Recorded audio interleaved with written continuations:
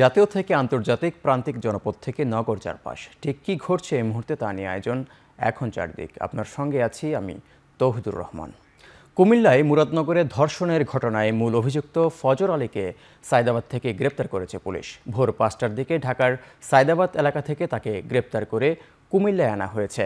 ফজর আলীকে নেওয়া হয়েছে কুমিল্লা পুলিশ লাইন্স হাসপাতালে। এর আগে সামাজিক যোগাযোগ মাধ্যমে ভিডিও ছড়ানোর অভিযোগে আরও ৪ জনকে আটক করেছে পুলিশ। তাদের বিরুদ্ধে নারী ও শিশু নির্যাতন এবং পর্নোগ্রাফি নিয়ন্ত্রণ আইনে মামলা হয়েছে। বৃহস্পতিবার দিবাগত রাতে মুরাদনগরের রামচন্দ্রপুর দক্ষিণ ইউনিয়নের বাহেরচর ৫ কিত্তা গ্রামে দরজা ভেঙে ধর্ষণের অভিযোগে মামলা করেন ভুক্তভোগী নারী।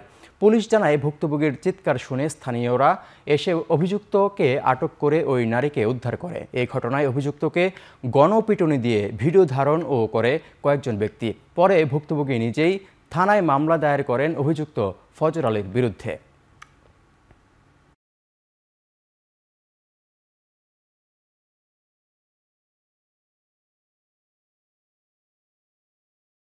ওই মেয়ের একটা খারাপ ছবি ফেসবুকে ভাইরাল হয়েছে। উক্ত সংবাদের ভিত্তিতে আমরা এটা পর্যালোচনা করার পরে আমরা উক্ত ঘটনার বিষয়ে ৫ জন আসামিকে গ্রেপ্তার করি। ৫ জন না, ৪ জন আসামিকে গ্রেপ্তার করি। তাদের ভিতরে আইনগত ব্যবস্থা প্রক্রিয়াধীন আছে। তারা এখন আমাদের থানা হাজতে আছে। ফজর আলী আহত ছিল, সে বর্তমানে আমাদের কুমিল্লা পুলিশ লাইন হাসপাতালে চিকিৎসাধীন অবস্থায় আছে। সংস্কার নিয়ে আশাব্যঞ্জক অগ্রগতি থেকে কিছুটা পিছিয়ে থাকার কথা জানিয়েছেন জাতীয় ঐক্যমত্য কমিশনের সহসভাপতি ডক্টর আলী রিয়াজ। সকালে রাজধানীর ফরেন সার্ভিস একাডেমিতে রাজনৈতিক দলগুলোর সাথে দ্বিতীয় দফার ৭ম দিনের বৈঠকের সূচনা বক্তব্যে একথা জানান তিনি। বলেন, একদিন বাদে জুলাই মাস শুরু হলেও রক্ত পেরিয়ে সবাই যে ফ্যাসিবাদ ও নিপীড়ন পার করে এসেছে, সেখানে আর কেউ ফিরতে চায় না। তিনি আরও বলেন, সংস্কারের প্রশ্নে দল ও ব্যক্তির বাইরে গিয়ে জাতীয় আকাঙ্ক্ষার প্রতিফলন ঘটাতে হবে, না হলে শহীদদের দায় মেটানো সম্ভব হবে না। এ সময় আবু সাঈদের শাহাদাত বার্ষিকীতে জুলাই সনদ ঘোষণার কথা থাকলেও বাস্তবতার কারণে সেটা আর সম্ভব হচ্ছে না বলে জানান কমিশনের সহসভাপতি। বিভিন্ন বিষয়ে অগ্রগতি হলেও সত্যি কথা হচ্ছে যে আশাব্যঞ্জক অগ্রগতি ক্ষেত্রে আমরা খানিকটা পিছিয়ে আছি। আমরা আশা করেছিলাম আবু সাঈদের শাহাদাত বার্ষিকীতেই আমরা সকলে মিলে এই সনদে স্বাক্ষর করতে পারবো। সেটা কতটা সম্ভব হবে সেটা আপনাদের উপর নির্ভর করে। আমরা খানিকটা শঙ্কিত যে সেই জায়গায় আমরা যাব না। তবে এটা আমি বলতে পারি যে আমাদেরকে অবশ্যই জুলাই মাসের মধ্যেই এই প্রক্রিয়ার একটা পরিণতির দিকে যেতে হবে। নির্ধারিত সময়ের মধ্যে জুলাই ঘোষণাপত্র প্রকাশে সরকার ব্যর্থ হওয়ায় আগামী ৩রা আগস্ট শহীদ মিনারে ছাত্র জনতার জুলাই ঘোষণাপত্র পাঠ করবে এনসিপি, জানিয়েছেন দলটির আহ্বায়ক নাহিদ ইসলাম। সকালে এনসিপির কার্যালয়ে জুলাই ঘোষণার গণঅভ্যুত্থানের এক বছর পূর্তিতে উপলক্ষে মাসব্যাপী কর্মসূচির ঘোষণার সময় এই কথা বলেন তিনি। জানান, ১ জুলাই থেকে ৩০ জুলাই পর্যন্ত সারা দেশে দেশ বাঁচাতে জুলাই পদযাত্রা কর্মসূচি পালন করবে, যা শুরু হবে শহীদ আবু সাঈদের কবর জিয়ারতের মধ্য দিয়ে। শহীদ ও আহত পরিবারের কাছে গিয়ে তাদের কথা শুনবে এনসিপির নেতারা। এছাড়াও ১৬ জুলাই বৈষম্য বিরোধী শহীদ দিবস ও ৫ই আগস্ট ছাত্র জনতার মুক্তি দিবস পালন করবে এনসিপি। তবে নির্বাচনের আগে বিচারের রোডম্যাপ এবং পরে যারা ক্ষমতায় আসবে তারা কোন প্রক্রিয়ায় বিচার করবেন সেটির প্রতিশ্রুতি দিতে হবে বলে জানান নাহিদ ইসলাম। ১ জুলাই থেকে ৩০ জুলাই পর্যন্ত আমাদের সারা বাংলাদেশ ব্যাপী আমাদের ৬৪টা জেলায় জুলাই পদযাত্রা হবে। আমরা এই পদযাত্রার নাম দিয়েছি দেশ গড়তে জুলাই পদযাত্রা। আমরা ১ জুলাই শহীদ আবু সাঈদের কবর জিয়ারতের মাধ্যমে এই পদযাত্রাটি শুরু হবে। এটি ক্রমান্বয়ে বাংলাদেশের ৬৪টি জেলা প্রদক্ষিণ করবে। আমরা ৬৪টি জেলায় যাব, আমরা শহীদ পরিবারদের কাছে যাব, শহীদের কবর জিয়ারত করব, আহত যোদ্ধাদের সাথে কথা বলবো এবং অভ্যুত্থানকারী এবং বাংলাদেশের সাধারণ ছাত্র জনতা যারা রয়েছেন তাদের সাথে কথা বলবো তাদের যে আকাঙ্ক্ষা ছিল জুলাই নিয়ে, সেই আকাঙ্ক্ষার কথা আমরা শুনবো।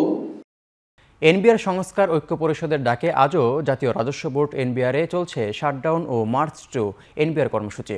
সেখানে আছেন সহকর্মী গালিব ইবনে রিয়াজ, সরাসরি যুক্ত হচ্ছি তার সঙ্গে। গালিব, বিকেল 4টায় অর্থ উপদেষ্টার সঙ্গে বৈঠক কোথায় হবে, আন্দোলনকারীরা কি বলছেন, বিস্তারিত জানাবেন।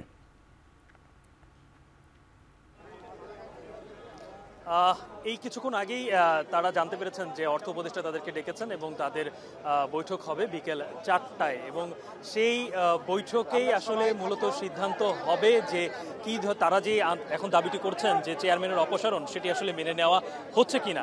এবং তার আগ পর্যন্ত এখন তারা যেটি সিদ্ধান্ত নিয়েছেন যে মার্চ টু এনবিআর, যার কারণে সারা দেশের এবং ঢাকা শহরে বিভিন্ন কর অঞ্চল থেকে এই আন্দোলনে একতা প্রকাশ করার জন্য যে কর্মকর্তা কর্মচারীরা আসছেন সেটি যেন না হয়, যে কারণে যেন স্বাভাবিক রাজস্ব আদায়টা যেন কিছুটা হলেও যেন শুনে সেই কর্মসূচিটা তারা এখন পর্যন্ত স্থগিত ঘোষণা করেছে। কিন্তু শাটডাউন সেটি তারা এখন পর্যন্ত বজায় রাখছে। 4টায় যে অর্থ উপদেষ্টার সাথে যে বৈঠকটি হবে সেই বৈঠকের পরেই তারপরে তারা সিদ্ধান্ত নেবে। আমরা এখন দেখতে পাচ্ছি যে এই রাজস্ব ভবনের সামনে কিন্তু সকাল থেকেই এনবিআর এর কর্মকর্তা কর্মচারীরা অবস্থান করছেন এবং জাতীয় এনবিআর সংস্কার ঐক্য পরিষদের যেই নেতা যারা রয়েছেন তারাও এখানে অবস্থান করছেন। আর এই যে কারণে এখন সার্বিকভাবে যে রাজস্ব আদায়ের যেই বিষয়টি সেটি কিন্তু পুরোপুরি স্থবির রয়েছে। শুধুমাত্র ঢাকা শহর নয়, সারা বাংলাদেশেরই একই অবস্থা।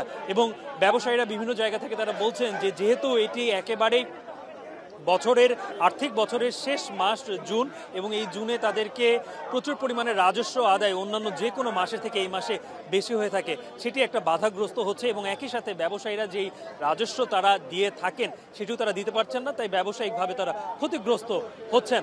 আমি এখানে কিছুক্ষণ আগেই এনবিআর এর যিনি সংস্কার ঐক্য পরিষদের সভাপতি ছিলেন তার সাথে কথা বলেছি। তিনি যেটি আশ্বস্ত করেছেন সেটি হচ্ছে যে যদি আন্দোলনে আমাদের এই দাবিটি মেনে নেওয়া হয়, অর্থাৎ এক দফা যে দাবি চেয়ারম্যানের অপসারণ, সেটি যদি মেনে নেওয়া হয় তাহলেই তারা যেই যৌক্তিক এনবিআর এর সংস্কার, অর্থাৎ এনবিআর বিলুপ্ত করে এনবিআর এর নীতিগত সিদ্ধান্ত এবং রাজস্ব আদায়, এই দুটি বিষয়কে যে আলাদা করা হয়েছিল সেটি যেন যৌক্তিকভাবে একটি সংস্কার যেন হয়, সেই ব্যাপারে তারা সহযোগিতা করবেন বলেও আমাকে এই এনবিআর এর সংস্কার ঐক্য পরিষদের সভাপতি তিনি আশ্বস্ত করেছেন। এবং তারপরেই তারা ধারাবাহিকভাবে এই আলোচনা চালিয়ে যাবেন। তো এই ছিল আমার কাছ থেকে রাজস্ব ভবনের সামনে থেকে সর্বশেষ। এনবিআর থেকে আন্দোলনের সবশেষ খবর জানাচ্ছিলেন সহকর্মী গালিব ইবনে রিয়াজ। ছাত্র জনতার গণ অভ্যুত্থানে 5 আগস্ট রাজধানীর চাংখারপুলে গুলি করে 6 জনকে হত্যা মামলায় কনস্টেবল সুজন সহ 4 জনকে ট্রাইব্যুনালে হাজির করা হয়েছে। সকালে এই মামলায় গ্রেফতার শাহবাগ থানার বরখাস্ত হওয়া পরিদর্শক আরশাদ ও 3 কনস্টেবল সুজন, ইমাজ হোসেন ইমন ও নাসিরুলকে ট্রাইব্যুনালে হাজির করা হয়। আজ বিচারপতি গোলাম মর্তজা মজুমদারের নেতৃত্বাধীন ট্রাইব্যুনাল 1-এ এই মামলার শুনানি হওয়ার কথা রয়েছে। এর আগে এই মামলার প্রধান আসামি সাবেক ডিএমপি কমিশনার হাবিবুর রহমান সহ পলাতক 4 আসামির পক্ষে রাষ্ট্র নিয়োজিত আইনজীবী নিয়োগের সিদ্ধান্ত নেয় ট্রাইব্যুনাল।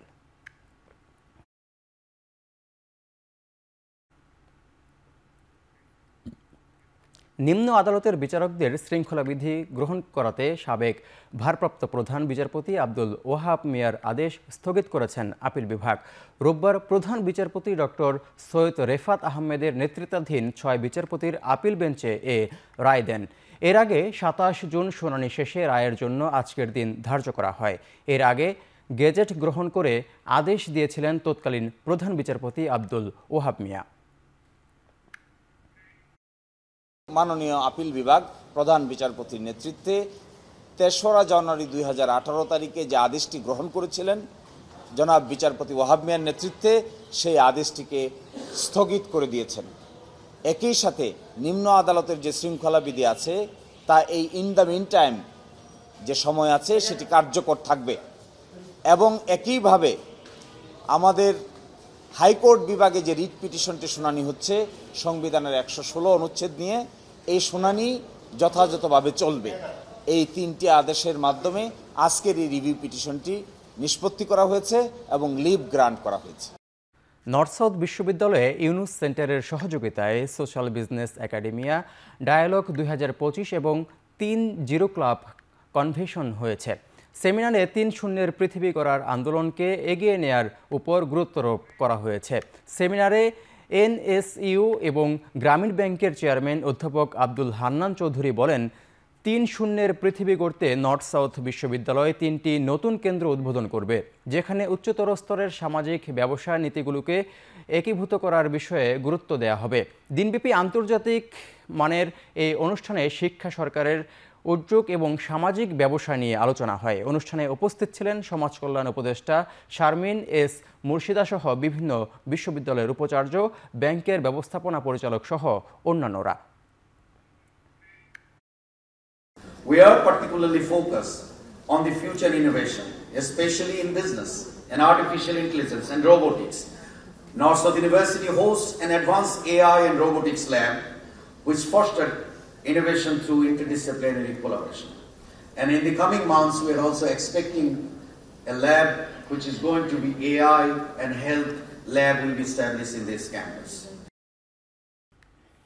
থাইল্যান্ডের প্রধানমন্ত্রীর পদত্যাগের দাবিতে উত্তাল রাজধানী ব্যাংকক। প্রতিবেশী দেশ কলম্বিয়ার সঙ্গে সীমান্ত বিরোধকে ঘিরে থাই প্রধানমন্ত্রীর ফোনালাপ ফাঁসের পর শুরু হওয়ার এই বিক্ষোভের সামিল হয়েছে হাজার হাজার মানুষ।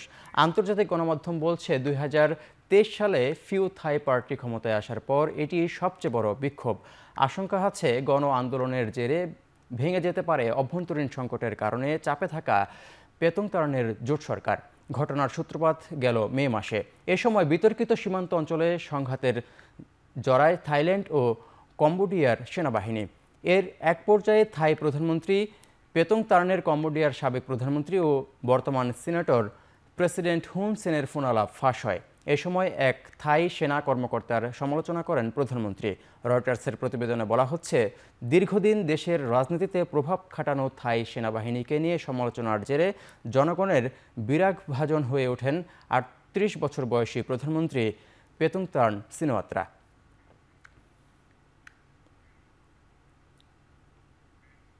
সরকার পতনের দাবিতে সার্বিয়ার রাজপথে নেমেছেন সাধারণ মানুষ। 12 বছর ধরে দেশটির ক্ষমতার কেন্দ্রে থাকা প্রেসিডেন্ট আলেকসান্ডার ভুসিচ শাসনামলের অবসান চান তারা। শনিবার রাজধানীর বেলগ্রেডের বিভিন্ন পয়েন্টে পুলিশের সঙ্গে কয়েক দফায় সংঘাত হয়েছে বিক্ষোভকারীদের। উত্তাল জনতা নিরাপত্তা কর্মীদের দিকে ফ্লেয়ার ছুড়ে মারলে পরিস্থিতি নিয়ন্ত্রণে পিসার স্প্রে ব্যবহার করে বাধ্য হন দাঙ্গা পুলিশ। তবে সরকারি ভবন, সার্বিয়ান পার্লামেন্ট সহ যেসব জায়গায় সরকার বিরোধীদের জমায়েত দেখা গেছে, সেখানে পাল্টা কর্মসূচি ডাকে আলেকজান্ডার ভুসিচের সমর্থক গোষ্ঠীরা। কয়েক মাস ধরে চলমান সরকার বিরোধী এই আন্দোলনের জেরে বন্ধ আছে সার্বিয়ান বিশ্ববিদ্যালয়ের কার্যক্রম।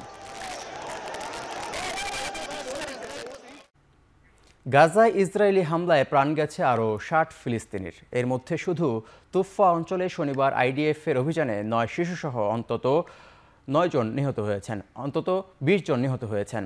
এছাড়া যুদ্ধ শুরুর পর থেকে এখন পর্যন্ত উপত্যকাটির অপুষ্টিজনিত রোগে মারা গেছে 66 জন নবজাতক। ফিলিস্তিনি কর্তৃপক্ষের অভিযোগ, গরু, দুধ, শিশু খাদ্য এবং এর সম্পূরক অন্যান্য সহায়তা আটকে রেখে গাজাকে নরকে রূপ দিয়েছে ইসরায়েলি প্রধানমন্ত্রী। ইসরায়েল ছাড়াও যুক্তরাষ্ট্র, যুক্তরাজ্য, ফ্রান্স ও জার্মানিকেও এর দায় নিতে হবে বলে দাবি ফিলিস্তিনি কর্তৃপক্ষের। ত্রাণ সরবরাহ সচল করতে জাতিসংঘের দৃষ্টি আকর্ষণ করেছেন তারা। এদিকে ইসরায়েলের রাজধানী তেল আবিবে অব্যাহত রয়েছে সরকার বিরোধী বিক্ষোভ। শনিবার রাতে তেল আবিবের হোস্টেস স্কয়ারে জড়ো হয়ে নেতানিয়াহু ও ট্রাম্প বিরোধী স্লোগান দেন বিক্ষোভকারীরা। বরিশাল কবি জীবনানন্দ দাশ স্টেডিয়ামে দুপুর 11:15টায় বাংলাদেশ টেস্ট ক্রিকেটের 25 বছর পূর্তি উপলক্ষে আয়োজিত অনুষ্ঠানের উদ্বোধন করেন বিসিবি সভাপতি আমিনুল ইসলাম বুলবুল। এই উপলক্ষে অনূর্ধ্ব 12 বালক বালিকাদের 6A সাইড প্রেসার হান্টার, চিত্রাঙ্কন প্রতিযোগিতা, ধারাভাষ্য সহ নানা ইভেন্টের আয়োজন করা হয়, যেখানে বিভিন্ন শিক্ষা প্রতিষ্ঠানের ক্রিকেট অনুরাগী শিক্ষার্থীদের অংশগ্রহণ করেন। বরিশাল বিভাগ থেকে আরও বেশি করে খেলোয়াড় তুলে আনার পরিকল্পনা বাস্তবায়নের কাজ চলছে বলে জানান সভাপতি। বরিশালের খেলার মাঠের অবস্থা দেখেও দুঃখ প্রকাশ করেছেন বিসিবি সভাপতি।